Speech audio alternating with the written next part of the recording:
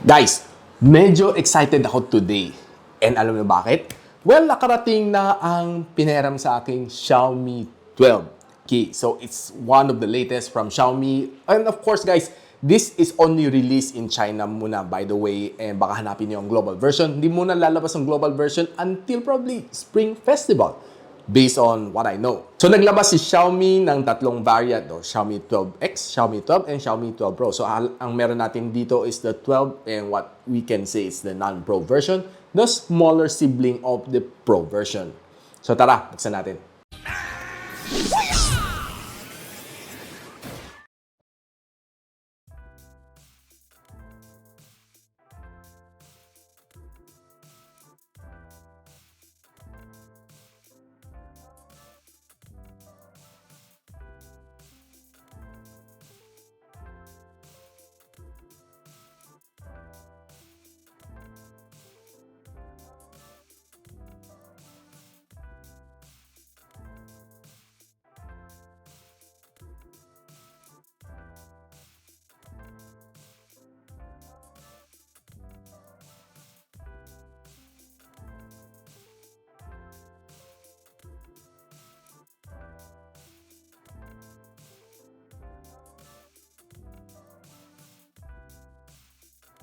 So hi guys, ako pala si Richmond ng Gadget Psychic and welcome back to my channel. So hawak na natin dito, it's all new Xiaomi 12. And of course, first impressions, sabi ko sa inyo, ang liit niya.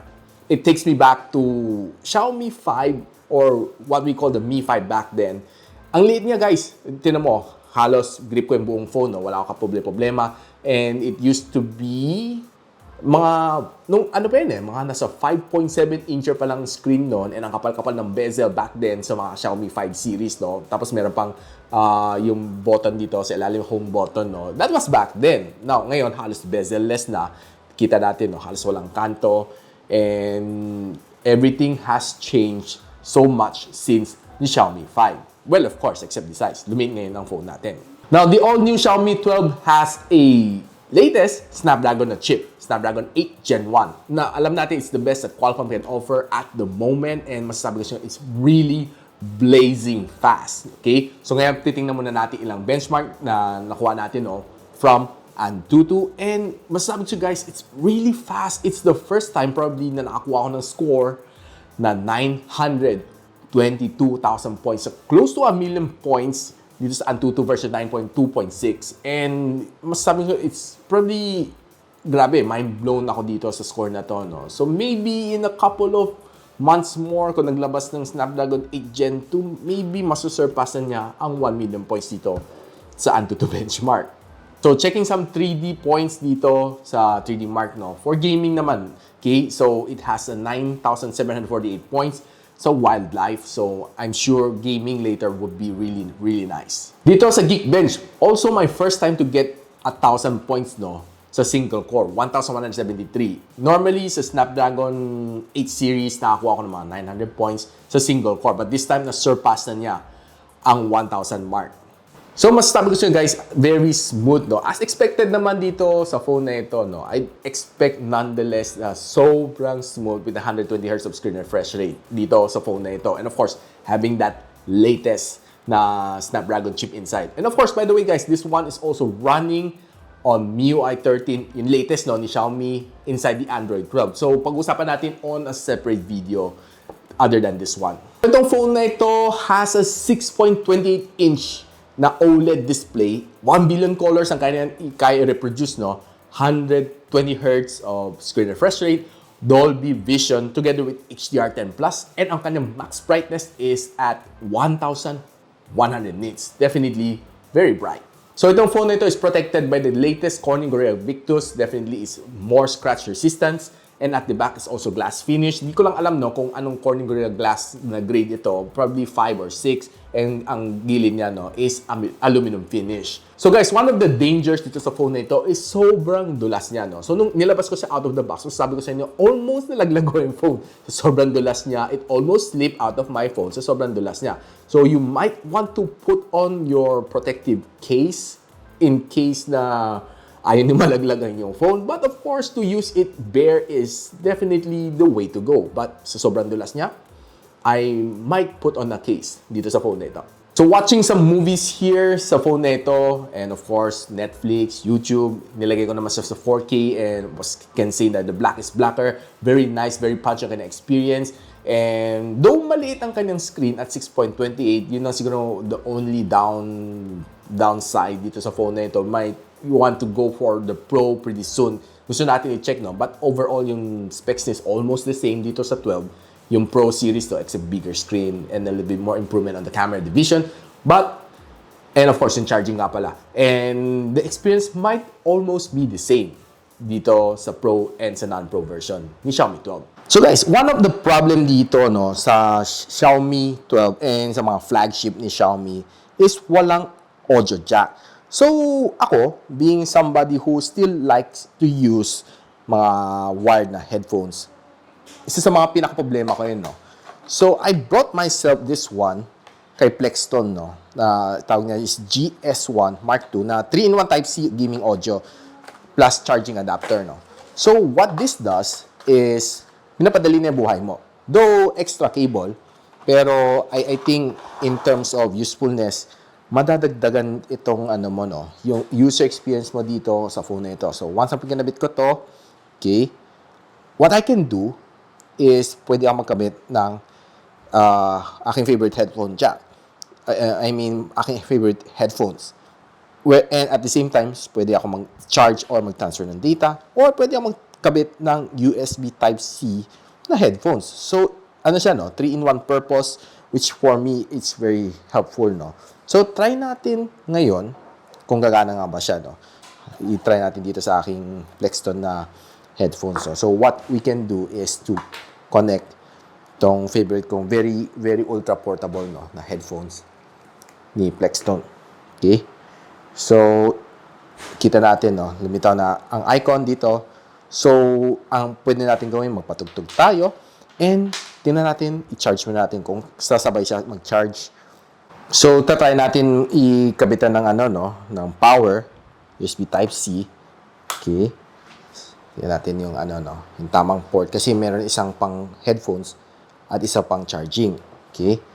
So, yan guys, charge siya, no? So, yeah.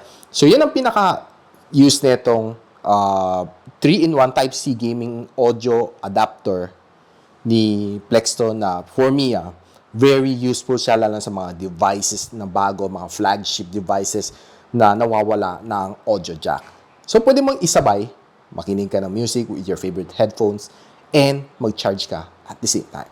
Ayos, di ba? Ngayon guys, pag-usapan natin a little bit about the gaming category. Now, we have installed 2 games here on our phone. So, the Call of Duty Mobile and of course, the Genshin Impact. So, Call of Duty Mobile, sabi natin, kaya natin unlock all these high settings and sinubukan siya on high settings, no? Naglaro tayo roughly 2 hours. Grabe, masasabi sa inyo, sobrang smooth na experience. Walang na-feel na lag, walang na-feel na frame drops, and overall experience is really nice, and the touch dito sa phone nito is very, very responsive. Your haptics is really nice. And of course, the sound is also good as well. Parang feel ko mas okay nga yung sounds nito, no? Yung Harman Kardon dual speaker nito as compared dun sa older version niya, no, na Xiaomi 11. And yung, marinig mo kasi yung pagdating sa gunshot, no? Parang mas malutong yung mga kada putok ng baril, no, dito sa Call of Duty.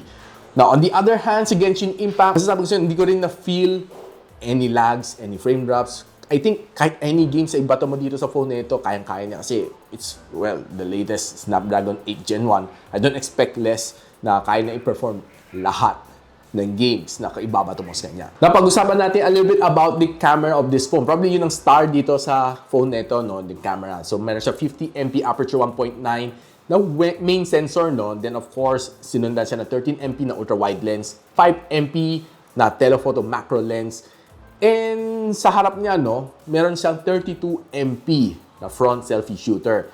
So, nilabas naman natin itong phone na ito, no, to take some outdoor shot, to take some indoor shot. Tara, silipin natin.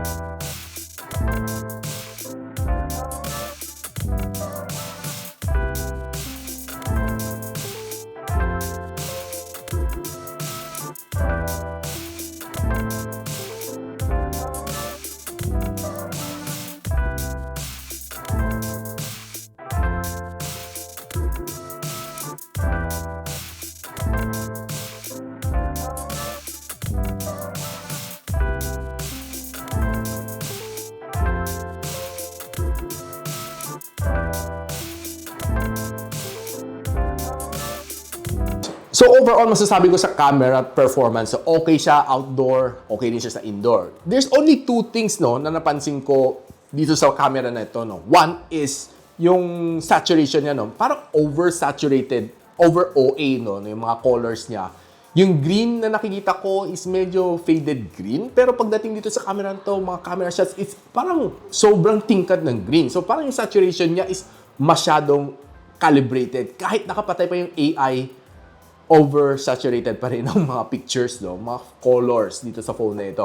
And secondly, pansin ko, no, when I'm in dark places taking some selfies, kahit video, no, medyo parang sobrang ini-enhance ang lightings, no? So parang naging medyo overexposed ang aking mga videos and photos using the front camera, no? Yun ang napansin ko, probably the two things that should be corrected on this camera.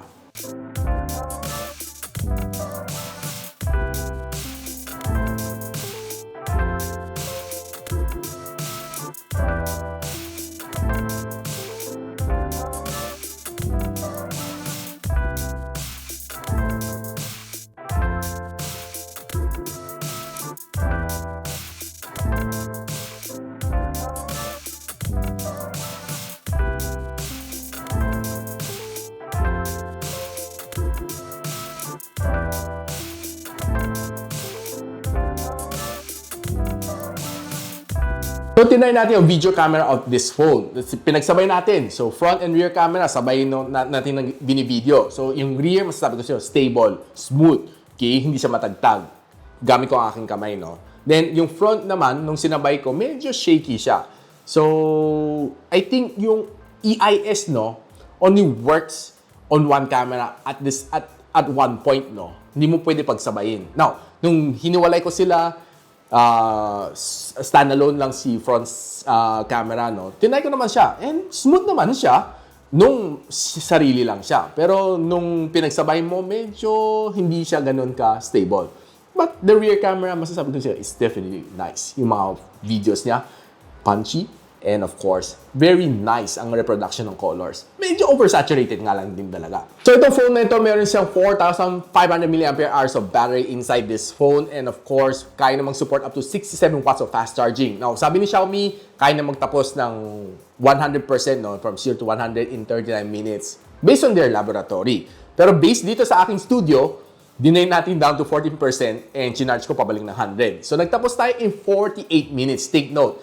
Using the default cable, and of course, default charger, nagtapos tayo in 48 minutes. So, it's a little bit, may difference ng 9 minutes, 10 minutes somewhere, as compared to sa, sa results ng laboratory nila, no? But, of course, it depends din, no, sa kuryente na meron natin, no? Alam naman natin si Meralco, hindi natin maasahan. So, hawak natin itong phone for already a couple of days. Masabi ko sa inyo, yung endurance naman ng phone na ito is definitely nice. Was able to squeeze, no, itong phone to its limit and nakakuha tayo ng 10 hours and 52 minutes na screen on time. Now, nag-start tayo the day 8 in the morning, natapos tayo ng roughly 7 in the evening. May natira pa sa akin halos mga 15% ng battery on this phone. On normal usage, a little bit of social media throughout the day. Then, naka-Wi-Fi ako. Hindi ako naka-mobile data masyado. Then, of course, a little bit of gaming, conference call, and of course, watching some videos, playing some little games. Yun ang masasabi ko sa inyo. But if you're a heavy user, guys, I suggest dala nyo yung charging brick nyo or magdala kayo ng power bank. Kasi in the middle of the day, kailangan nyo na mag-charge ulit. Now guys, ano masasabi ko sa phone nito? The all-new Xiaomi 12. So this is the China variant, guys. Take note, and global, wala pa naman nilalabas, no? And there's a lot of colors to choose from. And I'm not quite sure kung ilalabas din yan lahat sa global, no? But overall, masasabi ko I like the feel of this phone. Now, one-hand typing definitely is really nice on this one. Kasi halos abot na abot ko ni dulong-dulo. Ayan, no, guys. No, di ba? Wala ka problema. Kasi dati, sa mga bigger phones, hindi ko abot yung dulo hanggang dito lang siguro. Ngayon, abot na abot. Okay? Kaya ko pa isara aking dalawang fingers. That is how small this one is. So guys, excited na ba kayo makita itong global version ng phone na ito? Ako, I'm really excited and probably I want to try the Pro version. Siyempre, it has faster charging and better camera specs. So guys, kung meron kayong comment and suggestion, pop it on the comment section below. And if you like this video, don't forget to like, subscribe, and of course, click that bell icon so you don't miss any future videos here sa aking channel. So ako pala si Richmond and you're watching Gadget Sidekick. Watch out!